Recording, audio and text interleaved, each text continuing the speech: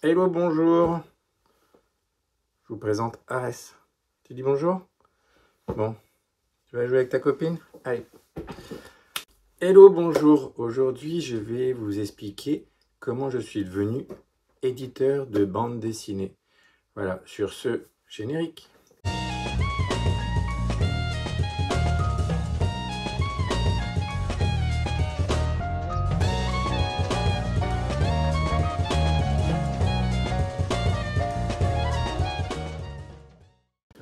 Aujourd'hui, on va parler d'éditeur de BD, d'édition, comment je suis devenu petit éditeur de bande dessinée. Forcément, c'est Brezza qui m'a un peu propulsé et donné envie de poursuivre mon travail d'auteur. Et ne trouvons pas de maison d'édition, en fait, je me suis associé à l'époque en 2008 pour Brezza avec d'autres auteurs, Thierry Boulanger, Yann Barrière, tchèque, et puis Cyril Leclerc. Et donc, je vais poser ça là. Et donc, on a formé au départ l'atelier BBZ pour sortir Surf Story avec Jacques Desportes à l'époque. Et puis, on a continué avec Fugambule. Donc, je mettrai des liens sur les vidéos précédentes pour sortir les premiers stories. C'est vraiment un truc déclencheur chez moi au niveau de l'envie d'éditer d'autres auteurs et autrices de bande dessinée. Parce que là, ça m'a permis, en gérant ce collectif, à chaque fois de contacter des autrices et des auteurs pour des thèmes monstres, sur le polar et compagnie. Et en fait, j'ai aimé faire ça. Je faisais un peu le boulot d'éditeur, parce que c'est moi qui me tapais les mises en page, etc. Et un peu le boulot aussi de directeur de collection, un peu.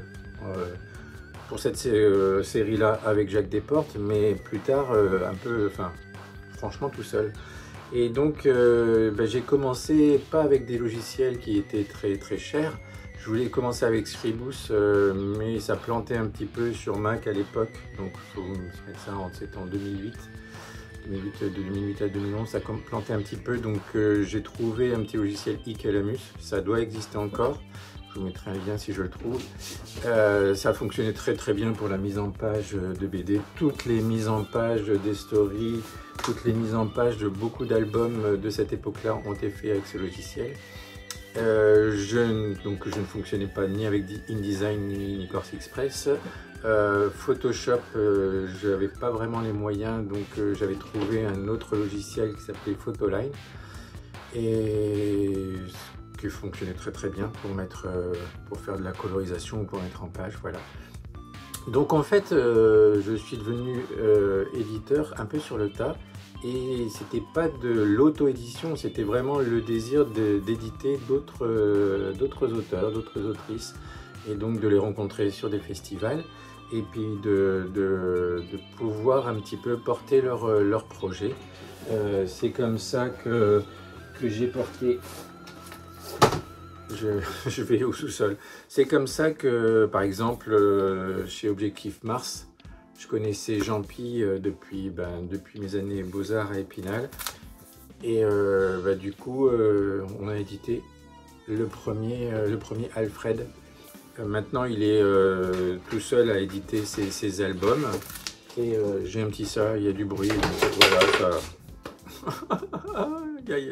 Donc il est tout seul à éditer ses albums, et il le fait très bien, mais ça a été un peu le déclencheur. On en a sorti 1000, tout a été vendu, il y en a peut-être encore, mais moi, de mon côté, ça a été vendu et après même offert, parce que quand je lui ai rendu les droits, il m'en restait quelques-uns, et je les ai donnés quand je vendais un album personnel. Voilà. Donc celui-ci, cet album-là, a été mis en page par iCalamus, pas du tout sur InDesign par exemple. Donc on peut trouver des petits logiciels, Scribus maintenant est beaucoup plus stable, pour pouvoir mettre en page. En BD, c'est pas très compliqué, on n'est pas obligé de passer par des trucs très compliqués pour pouvoir mettre en page. Donc il y a eu Fugambule, j'en ai parlé dans d'autres vidéos, il y a eu Objectif Mars à partir de 2011, où j'ai vraiment été seul à la barre pour éditer une trentaine d'autrices et d'auteurs dont Patrick Lacan. Alors Patrick Lacan, c'est en 2014, on avait sorti ça, avec l'aide à l'arrache du Grand Est. Et dans cet ouvrage, il y a plusieurs histoires, dont une histoire qu'il a reprise, je crois qu'il était sorti d'un rêve, juste Retour des chaises, et qu'il a repris là en 2024, 10 ans après, avec Marion Besançon. C'est Marion Besançon au dessin, bien sûr. C'est une réécriture de cette nouvelle. C'est somptueux, j'en avais parlé aussi. Donc en fait, je suis assez fier aussi de ça, c'est-à-dire que je voulais que dans cette maison d'édition que je mettais en place, Objectif Mars, des auteurs puissent porter certains de leurs idées, de leurs projets, et un peu, entre guillemets, aller voir ailleurs, c'est-à-dire aller voir d'autres éditeurs bien plus gros, bien plus amènes, de pouvoir les éditer, de pouvoir les soutenir. En tant que petite maison d'édition, j'éditais entre 300 et 1000 exemplaires. La plupart des ouvrages se vendaient par festival. J'ai fait Objectif Mars de 2011 à 2017 pour soutenir une trentaine, un peu plus de 30 auteurs dans des collectifs, je vais à la cave encore, de type Le Compteur d'eau, où j'ai édité des auteurs que j'aime beaucoup aussi, Jacques Desportes, mais Claude Evansens qui est dedans, Philippe Sternis. Philippe Sternis, je l'avais édité chez Fugambule, Le Corbeau, qui a été réédité par Kotoji aussi. Et c'était une histoire, c'était plusieurs histoires en noir et blanc. Voilà. Bon, je ne vais pas vous faire l'article, mais j'avais bien aimé travailler avec lui. Donc en fait, le fait d'être éditeur, c'est ça, c'est de pouvoir porter des projets et pouvoir rencontrer un petit peu l'univers de chacun des autrices et des auteurs. Et en fait, j'aimais bien ça. Mais c'est très chronophage. Et donc en 2017, j'ai resserré un petit peu, j'ai arrêté la maison d'édition Objectif Mars pour me concentrer sur la maison d'édition actuelle, Solo Moon, où j'édite en grande partie mon travail, c'est-à-dire tout ce qui tourne autour, Sombre Acid Tango, c'est le dernier, il faut remettre un petit lien, 4 ans de travail quand même dessus. Et puis les Brezza, notamment, je suis en train de faire le tome 7 actuellement, qui paraîtra certainement en 2026, en septembre 2026, mais en vente ferme. Je vais arrêter les festivals parce que je suis assez fatigué de ça, d'être obligé de vendre, d'être obligé d'aller chercher le chaland, d'aller proposer mon travail comme ça dans les festivals. Donc tu passes des week-ends et c'est assez fatigant. Donc c'est aussi ça le métier de petit éditeur, c'est d'être toujours en train de mettre en avant, de vendre ce que tu produis. J'ai jamais rien, mais jamais rien gagné en tant qu'éditeur. C'est peut-être aussi un problème parce que du coup j'ai édité plein de choses, j'ai porté plein de projets, mais entre guillemets j'avais pas l'étiquette d'éditeur, tout juste l'étiquette d'auteur. Donc dans les projets que j'ai édités, je touchais dans les éditions, maison d'édition, la dernière même Solo Moon, il n'y a que mes droits d'auteur qui me reviennent à la fin de l'année. Je n'ai jamais touché un centime en tant qu'éditeur ou directeur de collection. Donc vous mettez ça de 2011 à 2025, là voilà, il n'y a pas de... Je l'ai fait gracieusement, gratuitement. Et en même temps, si je m'étais payé, j'aurais peut-être eu du mal à éditer tout, parce qu'il faut éditer beaucoup de choses. Et j'ai édité, je crois, en moyenne 3-4 albums, en comptant les collectifs, par an. Et il aurait fallu éditer beaucoup plus pour que je puisse, à mon avis, avoir un petit salaire. Voilà, et donc c'était impossible pour moi. J'ai pas mis d'argent extérieur, à part au tout début pour les collectifs comme Story, où chacun des auteurs d'ailleurs a mis un petit peu et a récupéré sur la vente des albums. Donc c'est comme ça, c'est un peu comme ça qu'on voyait le truc. Mais après, ce sont les ventes des albums qui permettaient de rééditer d'autres albums. Donc il n'y a jamais eu d'apport après de personnel pour éditer tout tel album. Donc c'est pas d'auto-édition en fait, c'est vraiment les ventes de tous les albums qui permettaient de pouvoir éditer d'autres albums. Donc c'était vraiment un travail de petit éditeur, mais sans dégager un salaire d'éditeur. Juste une rétrocession, enfin juste des droits d'auteur. Voilà. Donc je suis assez content d'avoir fait ça. Là maintenant c'est plus la maison Solomon, c'est-à-dire cette maison-là. Voilà, c'est l'intégrale de Luce. Si vous ne le connaissez pas, c'est une histoire dystopie en 2 tomes. Moi j'ai fait le premier tome, et là c'est l'intégrale. Et le deuxième tome, je l'avais mis en storyboard, et c'est mon fils Zéphyr qui a fait complètement l'intérieur. Alors qu'il était encore à l'école pivot, donc chapeau bas. Et c'était colorisé par sa douce, sa moitié Laurie. Et c'est super chouette, ils ont fait un super travail. Bon, il est comme tout auteur, hein, moi je suis critique sur mon dessin, il est forcément aussi critique sur ce qu'il a fait. Et c'est bien, c'est-à-dire que c'est comme ça qu'on progresse aussi. Voilà, donc je m'égare un peu, mais c'est un peu le travail aussi d'auteur, c'est ça, c'est-à-dire être capable de prendre du recul sur ce qu'on a fait. Et on pourrait refaire à chaque fois éternellement chaque album. Mais ben, on le refait, mais en faisant un nouvel album.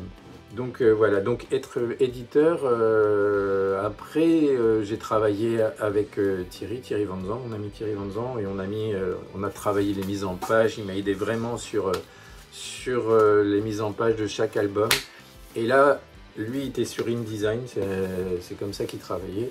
Donc du coup c'est lui qui mettait en page sur InDesign. Mais quand c'était moi qui faisais toute la mise en page, j'étais sur logiciel, pas cher du tout, parce que j'avais pas les moyens de faire ça.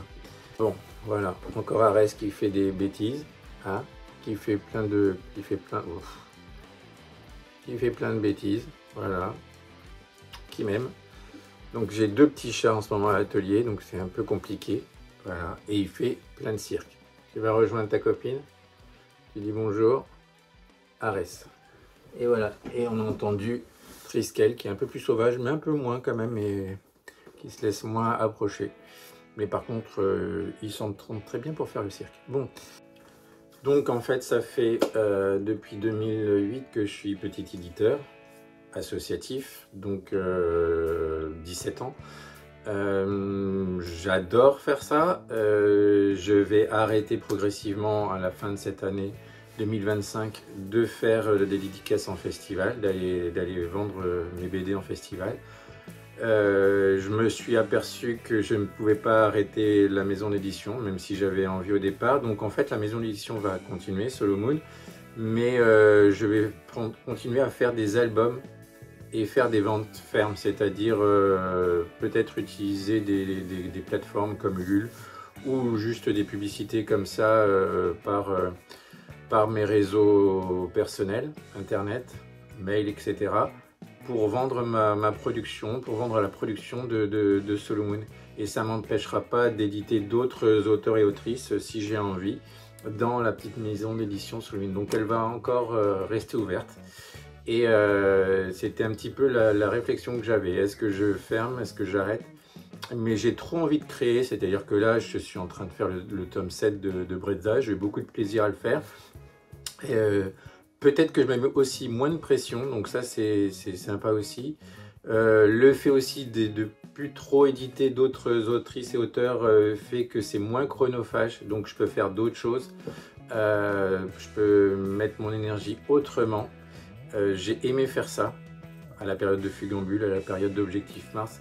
J'ai aimé porter plein d'autrices et d'auteurs, Mais les porter, ça veut dire faire les albums, être en contact avec eux, mais aussi après que l'album soit sorti, être en festival, passer mes week-ends en festival. Et ça, 55 ans, j'ai 55 ans cette année et je suis un petit peu fatigué de faire ça. J'ai envie de passer mes week-ends autrement. Et donc, je préfère continuer à produire des histoires, chercher. Ça sera peut-être en BD, ça sera peut-être, je sais pas, peut-être en roman, peu importe. Mais du coup, arrêter de faire des festivals. Trouver un autre moyen. Il y a Internet, maintenant j'ai créé un réseau et voilà. Peut-être que je reviendrai dans 10 ans sur des festivals, j'en sais rien, mais là, j'en ai ma claque de faire des festivals. Voilà. Donc ça, c'était la petite parenthèse. Donc pour devenir petit éditeur de bande dessinée, je l'ai appris sur le tas.